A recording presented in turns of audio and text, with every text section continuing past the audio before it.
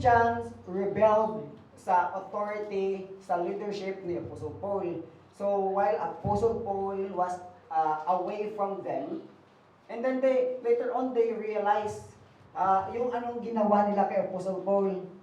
And in 2 Corinthians, they want to be reconciled. Ito lang yung napakaganda na response ni Apostle Paul. I want to because I love you so much.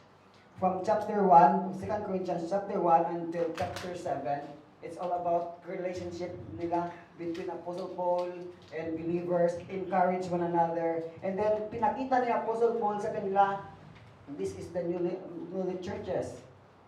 Though they are experiencing poverty, they help Jerusalem. And you know what happened? Chapter 8 and chapter 9, because they were transformed already, the Apostle Paul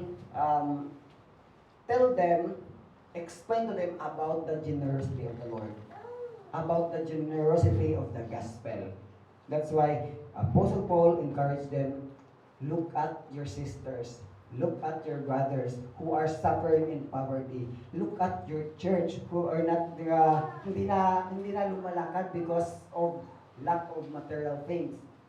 And then explain again ng Apostle Paul kung ano ka-generous yung Panginoon sa inyo. You have to. Because a real Christian, a transformed Christian, understand it dapat yung tinatawag na generosity ng Panginoon at saka ma-apply sa life. Now, ito yung sabi nila kay Apostle Paul.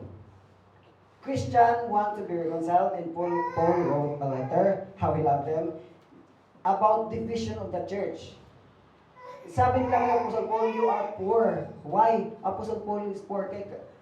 Kasi si Apostle Paul ay tent maker at wala siyang extra na income para magbili siguro ng gamit niya. Wala siyang extra income para pambili ng iPhone o ano pa dyan gusto niyang bilhin. Kasi yung income ni Apostle Paul ay pumupunta sa ministry. And sabi ni Apostle Paul, His grace is sufficient for me. Wala siyang extra para sa ano niya. Pero yung mga tao na church goers, church members, or nasa loob ng church, sabi niya, you are poor, Apostle Paul. Kaya sa pastor ay napakasakit yon. Ito pa, unimpressive public speaker. Hindi ka magandang magsalita as a public speaker. Si Apollo mas okay sa iyo kasi may categories lang. Peter, Apollo, and Paul. So na-divide yung church, other sa kay Peter, other kay Apollo, other kay Paul. Ito yung sinabi nila kay Apostle Paul. Unimpressive speaker, public speaker ka. And then, last is, always ka nagsasuffer. Why other public speaker, other na tao na malapit sa Panginoon, ay hindi nagsasuffer. But ikaw, halos minuto-minuto, makakadinig kami na sa pisuhan ka.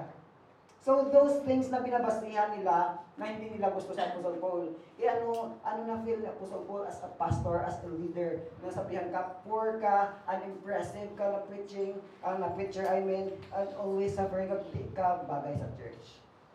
And then na-offend sa Apostle Paul. That's why in the book of 2 Corinthians, they want to be reconciled because they realize what they had said to Apostle Paul. And then one thing, Apostle Paul cried while writing the letter, I love you so much. And then, once again, na-reconcile sila. Ang one thing na ginawa ni Apostle Paul is to share again the gospel so that their hearts will be transformed. At yun, marami na sila nag-follow kay Apostle Paul. Ginawa ni Apostle Paul ay Macedonia and Galatia. So, kung malalaman natin yung Macedonia during that time, under sa Roman. So, na-hold sila ng Roman. So, other Christian in Corinthians were not transformed, but Paul explained to them the generosity of God that manifested in Jesus' life. So, na makikita sa Macedonian believers and sa Galatian believers. Bakit? Kasi, yung mga Macedonian believers, walang pera, ay nagbe-beg sila. Parang solicitation, kumbaga. Humingi sila ng pera para itulong sa Jerusalem. Nakita mo, wala na nga silang pera, wala na nga silang pambili ng iPhone nila at saka building nila para sa kanilang church, but they were willingly to beg for their brethren in Jerusalem. That's why Apostle Paul pinakita ito yung mga Corinthians believer, marami kayong pera. Kasi yung Corinthians ay place ng barking, place ng mga magbibenta ng medicine, place ng mga tao, ng mga philosophers, place kung diin maraming pera yung umiikot daily.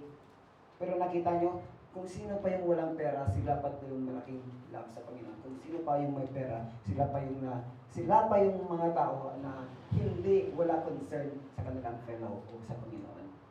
So, those churches were example, Galatia and Macedonia. So, Paul was raising money from all newly saved just to help the Christian in Jerusalem who were experiencing poverty.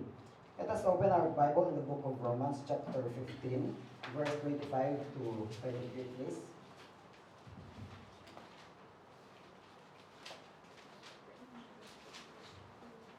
Meron ba tayo dito?